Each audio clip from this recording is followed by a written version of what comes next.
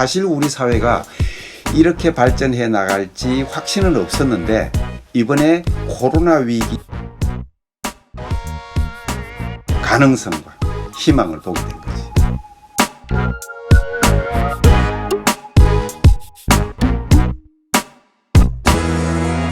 사부님 지금 코로나 때문에 전 세계가 정말 너무 난리잖아요. 요즘 어떻게 하고 계세요? 마스크는 좀 있으세요?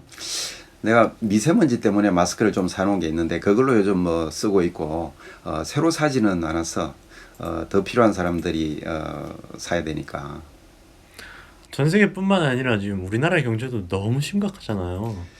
우리가 옛날에 외환위기, 금융위기 이런 걸 겪어봤지만 지금과는 뭐 비교가 안 될 정도로 지금 너무 어렵고 힘든 사회적인 경제적인 어려움을 겪고 있는데 이 위기들이 다 뭐 패턴도 다르고 원인, 뭐 규모, 영향 다 다르지만 이걸 분석해 보면은 우연히도 아주 비슷한 패턴을 우리가 발견할 수가 있어. 우리 경제가 처음으로 1994년에 국민소득이 1만 불을 넘었었거든. 그러다가 97년에 외환 위기가 오게 된 거야. 그 영향으로 98년에 1만 불 이하로 다시 떨어졌는데 바로 1년 만에 우리 국민들이 노력해서 1만 불을 회복하고 다시 성장을 하게 됐거든. 근데 10년이 딱 지나고 나서 다시 위기가 온 거야. 우리 경제가 2006년에 처음으로 2만 불을 초과했거든. 근데 2008년에 다시 금융위기가 왔잖아. 그리고 1년 만에 다시 2만 불을 밑으로 떨어지고 다시 1년 만에 2만 불을 회복해서 그 뒤로 성장을 했어. 근데 이게 묘하게도 다시 10년 만에 2018년에 우리가 3만 불을 처음 넘었었는데 그게 지금 2020년이 돼서 이런 코로나 위기를 맞게 되었거든. 그러니까 이게 다시 어떻게 될지 사실은 굉장히 불확실한 거야. 근데 사람들이 내가 이런 패턴을 설명을 하면은 전에 코로나 위기 전에 이런 질문을 했었거든. 그럼 3만 불을 넘어서고 나서 다시 3만 불 이하로 떨어질 가능성이 있습니까? 이렇게 질문을 한 거야. 그때 내 대답이 중국과 미국이 무역전쟁을 하니까 혹시 뭐 그럴지도 모르겠다라고 대답을 했었는데 이거 뭐 상상하지도 못하게 코로나 위기가 온 거야. 근데 물론 뭐 중국과 관련이 있다는 건 둘 다 똑같지. 그래서 이제 우리 보통 아홉수라는 말을 쓰잖아. 19, 29, 30 되면 이제 나쁜 일이 생길 수가 있으니까 좀 조심해라. 뭐 이런 걸 우리가 이제 은연중에 믿고 행동하는데 이걸 뭐라고 불러야 될지 우리는 이걸 만수라고 불러야 될지 1만수, 2만수, 3만수 뭐 그렇게 불러야 될지 어쨌든 이 어려운 시기에 앞으로 어떻게 될지 이게 사실 굉장히 궁금하긴 한 건 사실이지. 그럼 그때마다 우리 사회는 어떻게 변했나요?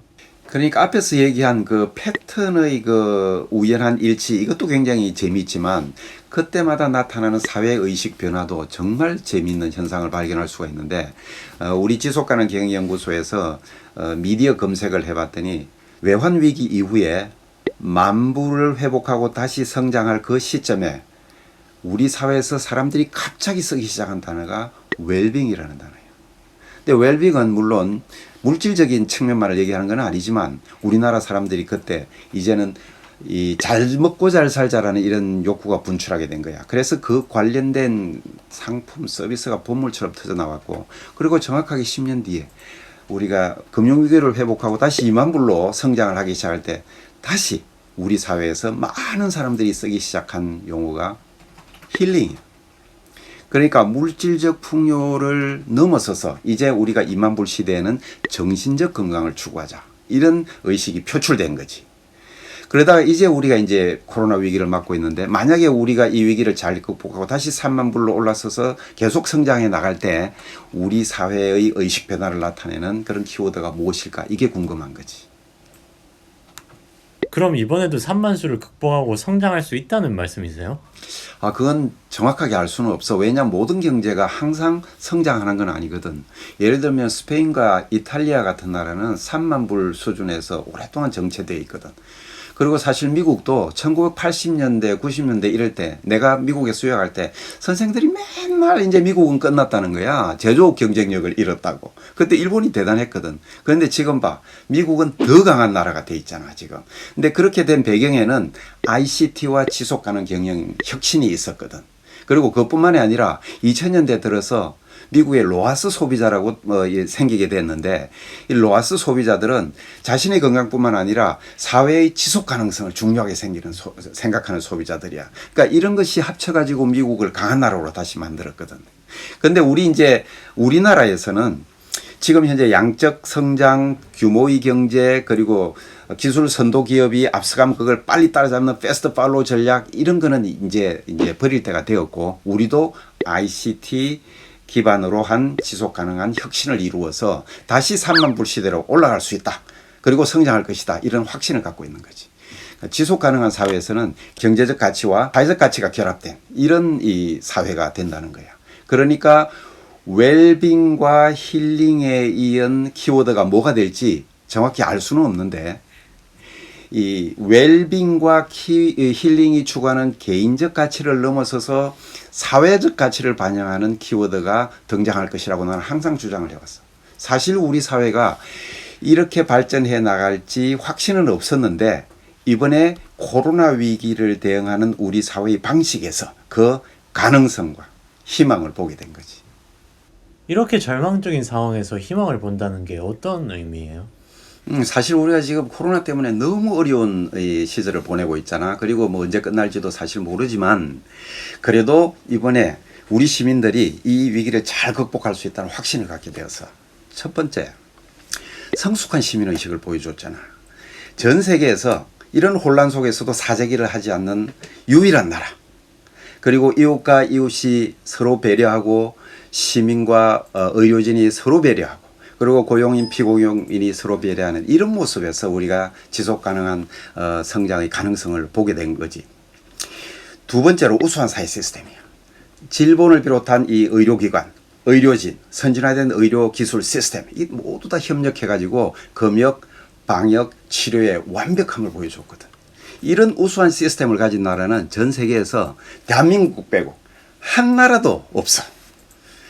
그리고 이런 과정에서 우리가 국가 브랜드가 많이 향상되게 된 거야. 이 국가 브랜드가 의료 산업뿐만 아니라 다른 전 산업에 걸쳐서 큰 도움이 될 거라고 생각을 하지. 세 번째, 투명성이야.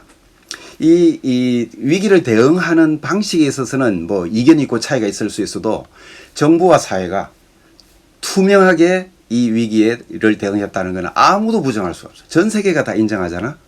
그리고 정은경 본부장님 매일 나와서 결과를 정확하고 투명하게 공개를 하잖아. 그지?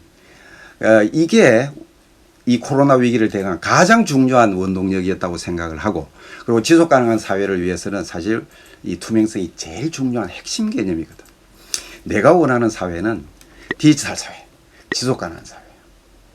이 코로나 위기를 겪으면서 우리 사회는 그 방향으로 급격한 패러다임의 변화를 겪게 될 거야. 그러니까 우선 디지털 변환이 가속화될 거야.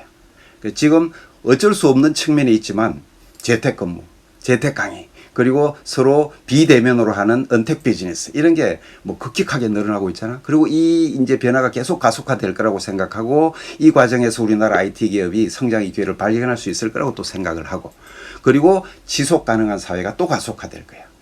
많은 전문가들이 이 바이러스 창궐의 가장 큰 원인이 환경 파괴, 환경 오염이라고 다들 지적을 하고 있거든. 그러니까 앞으로는 지금까지도 그랬지만 이 기후 변화, 환경 문제를 노력하기 위한 그 투자 이런 것들이 훨씬 더 이제 앞으로는 가속화될 거야.